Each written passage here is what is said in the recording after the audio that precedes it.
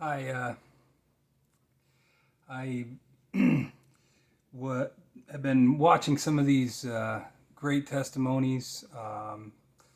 Our associate pastor's wife, Cindy Linton, posted her testimony and started, I think, what I think is a great project, a great idea to uh, share our testimonies, our journeys to Christ.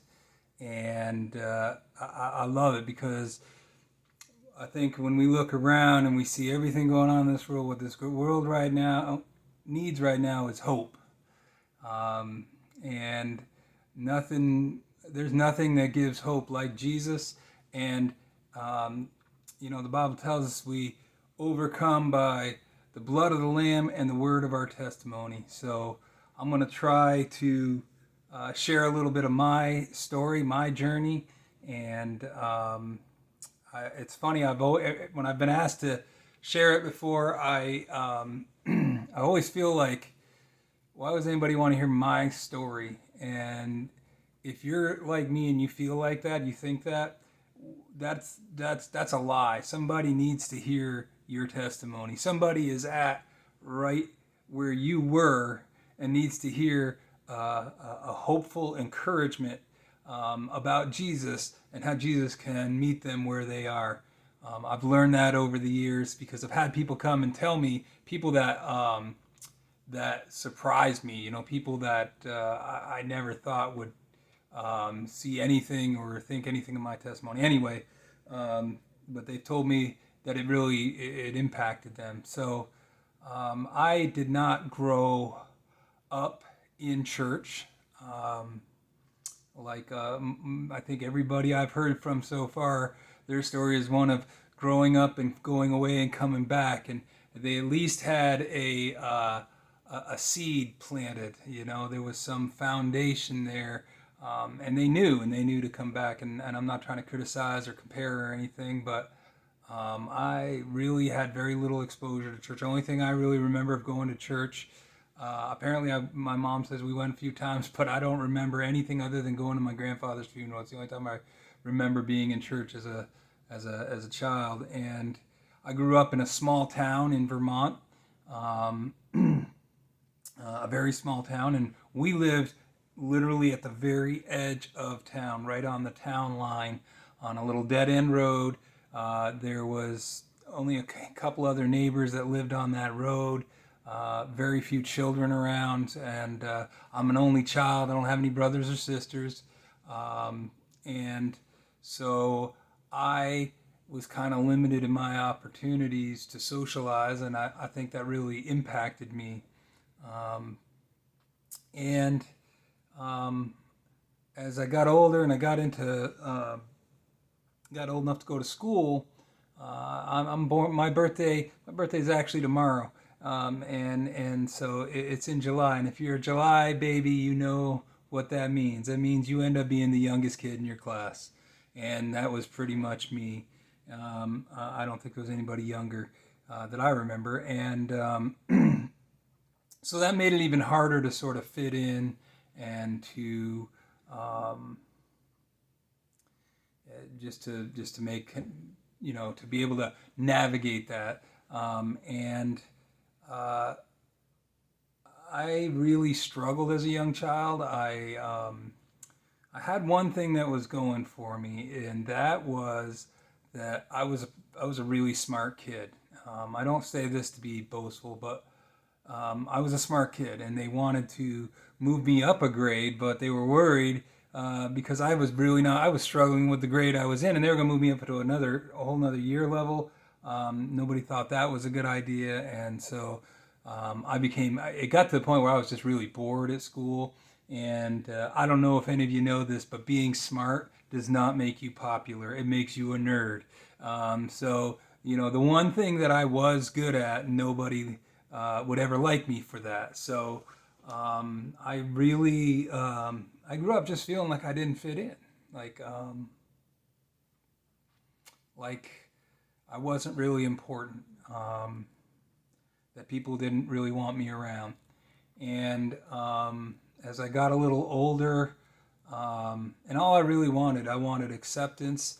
I wanted just to be one of one of the crowd at least, to get invited to birthday parties and stuff. And it wasn't that I didn't get in any, but I always felt out of place and like I really wasn't anybody's best friend or anything like that. Um, and the other thing about having a talent or a gift is that brings with it expectations and encouragements that are meant well. People tend to start expecting a lot out of you, and it's a blessing and a curse, because if you're not, you feel like you end up kind of. I don't think anybody does this with an evil intent or anything. They want to encourage you to do what you're good at, but I've noticed this just in working with people that have been really talented at things, that there tends to be this sort of focus on that's who you are and your performance. You start to buy into this idea that your performance is what gives you value. So how well you do something is what gives you worth. And I really struggled when I was around 10 years old. I want to say, that changes happened within my family. My dad was now away from home because of his work, and so it was really just kind of me and my mom. A lot of times, just me. I was a really responsible kid. I mean, I started working younger than anybody I know. I don't know how old enough to ride a bike and go down to the farm down the road and pick strawberries and make money. And I would deliver newspapers. And I was always kind of this entrepreneur who wanted to make money. I always was a worker and pretty responsible. So I would be home a lot by myself, or it would be just me and my mom. And then my dad would be home on the weekends, but a lot of times he was kind of busy. And I know he's going to watch this, and I just want to tell him, my dad, I love him. I'm not trying to throw him under the bus here. I'm not throwing anybody under the bus. I believe all these things happened, kind of like Joseph in the Bible. A lot of stuff happened that you look at and you're like, that's a bad thing. Ooh, that's a bad thing. That person did him wrong. That person did him wrong. And but God is using it for good. And so that's kind of my story, is that all the things that happen, God used them for good. So I'm trying to go fast, but lay the groundwork here. I got really to a point where I just really didn't fit in at all. We got to junior high school. I got bullied. I got in a fight. I tried to be a bully, and the kid that I was kind of picking on with this other guy that was he was a bully. And I thought, if I can get with him, he won't bother me, and then nobody will bother me, right? So, and people will think I'm cool and tough and all that nonsense, and how a 11, 12-year-old kid thinks. And this kid decided he didn't want to take it from me, so he met me up to fight, and I had just gotten braces and was not really aware of what that meant to do when you get into a fist fight. It doesn't work out real well. So I came out of that not looking so good, and everybody really just sort of rejected me. I'll never forget what that felt like. The next day, a kid who I had been best friends with, we were in diapers. His mom was my babysitter until we got about old enough to go to school, and every day he had sat next to me in our first period class. And that morning, next morning after this fight, I went to school, and he didn't say a word, didn't look at me, and walked right by me and sat on the other side of the room. And I don't think I've ever heard he's ever said a word to me ever since. And I didn't realize till recently how devastating that was. I didn't feel like I really had, maybe one or two friends, and I felt like they tolerated me. They didn't really like me. They didn't want me, but they didn't really have a lot of friends either. So that was pretty awful. And then, like, the best news came. We were moving across the state to a bigger area, and I was like, cool, we're going to get away from here. I don't have to deal with all these people that don't like me. I'll get a new start. And I moved into a place, and quickly found out that it was just as tough and maybe even tougher. It was a tough area to fit in, and Really felt, and I just, I say this to people all the time. I really have this theory that we get wounded. Everybody gets wounded as they go through this world, especially in childhood, and wounds open up the door for lies to get planted in your heart. And the lie for me was that I was never going to be good enough, and that nobody could really want me for who I really was. And so I. Just put on masks, tried to be somebody I wasn't, acted like I was a tough guy, and I did this and I did that, and I'd done none of it. It was all phony, and got in another fight and didn't ended up not looking real good in that, and then again, not too many people want to be your friend after that. Um, I went to that school for 2 years, then went to another where the situation where I lived. We could go anywhere for school. So I got my driver's license. I said I want to go to this school down here. I wasn't getting along well in this other school. Went down to a bigger school, kind of the big city. It's not a real big city, but I went to South Burlington. It's part of Burlington, next to Burlington, a big area, kind of the more populated area of Vermont. And I got down there, and again, I'm like, I can't show them who I really am because they're not gonna want me. So I got to be cool, and I try to be cool. And I dabbled here and there at sports along the way, and I wasn't real good at that stuff, but I could talk a good game. I ended up being really good at getting the big tough guys to be my friends, and that turned out to be a real smart move, right? Because nobody messes with you.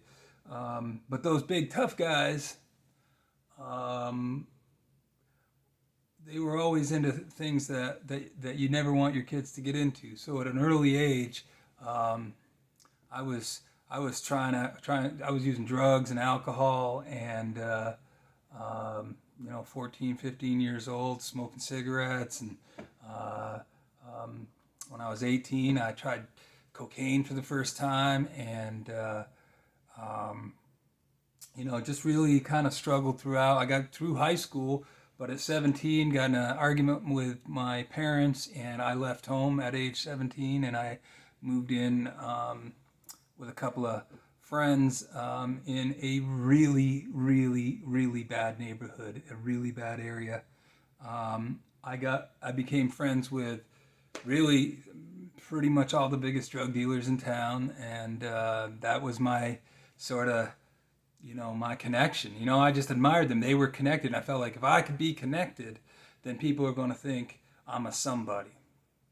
And I heard Bishop Nave say one time, when you think you're a somebody, you're probably a nobody. And there was nothing, never more true than for me. I was really a nobody trying to pretend I was a somebody. And, and it was rough. I mean, we were wild guys. And looking back, I realized, that all my close friends and the guys I were running around with, none of them had fathers in their lives that were really prominent in their lives, and or at least very few of them. And lots of fighting and drugs and alcohol and parties and promiscuous lifestyle and running around and just it was a mess. I mean, and did a lot of dangerous things, and somehow survived.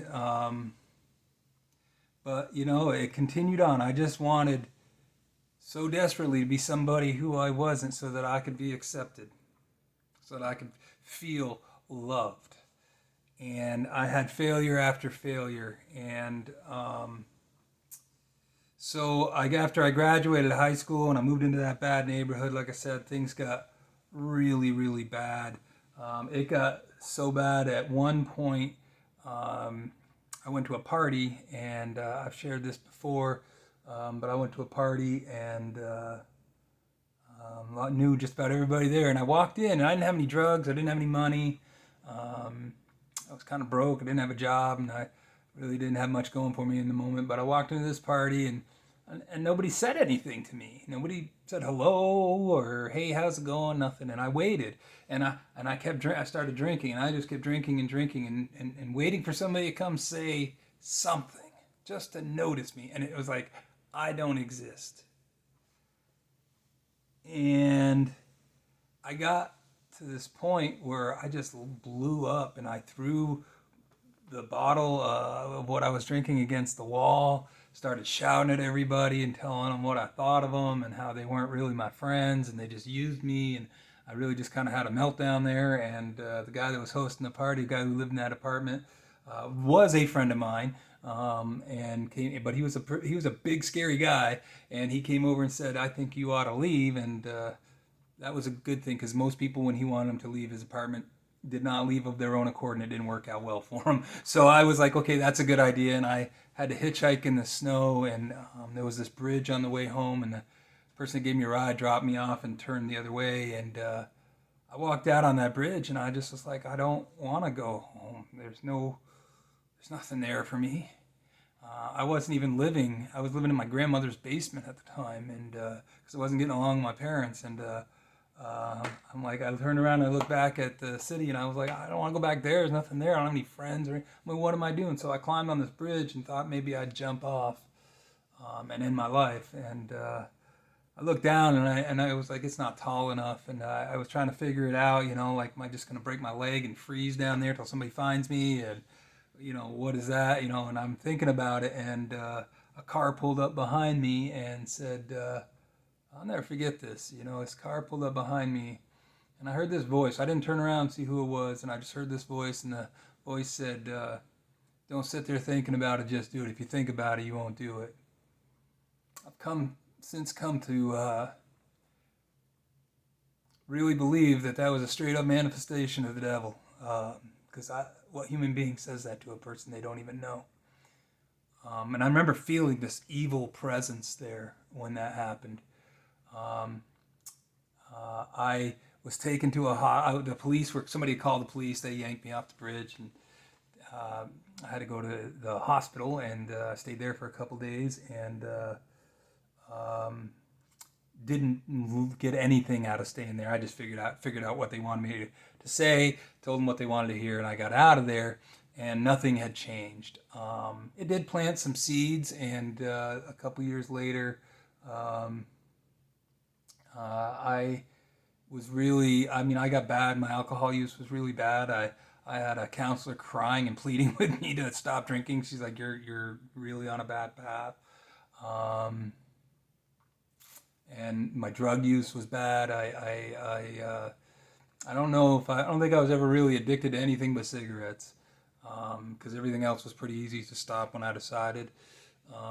But one night I was in a friend's apartment, and didn't feel right after we had done some cocaine, and I went in the bathroom, and I just felt my heart begin to just jump out of my chest, and I sat there on the floor sweating more than a human being should be able to sweat, and I was overdosing. And the thing was I was like, I don't care. I didn't cry out to God, didn't do anything like that. I just said whatever. And I got to the point, after a while, I started feeling better, and you'd think, well, I probably went home, woke up, and said, what am I doing? No, I went right back out in that living room and did more drugs. And that's kind of how I lived my life. I know I was reckless, and I wanted to push limits. And so I'm not doing a good job of doing this quickly. Sorry. At 22, I found I'd been, like I said, I ran around. I basically lived in the bars, and I found out I was sort of dating this woman, and I found out that she was pregnant, and at that same time, I looked around, and all the guys that I thought were really cool were either in prison or dead. And I said, what am I doing? I kind of had a moment of clarity, and I said, what am I doing in my life? I'm like, I'm a smart guy.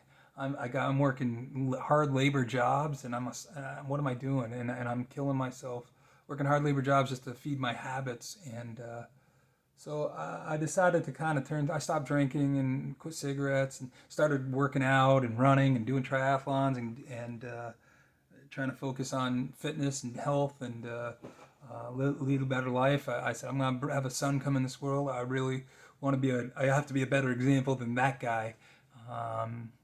And ended up going back to school, and I went to college, and did really well. I was a smart kid, um, and ended up uh, graduating, and I went to graduate school and pursued my doctoral degree, and um, I was doing well. Like things, I even got custody of my son in that time. A couple of years into grad school, I got custody of my son, um, and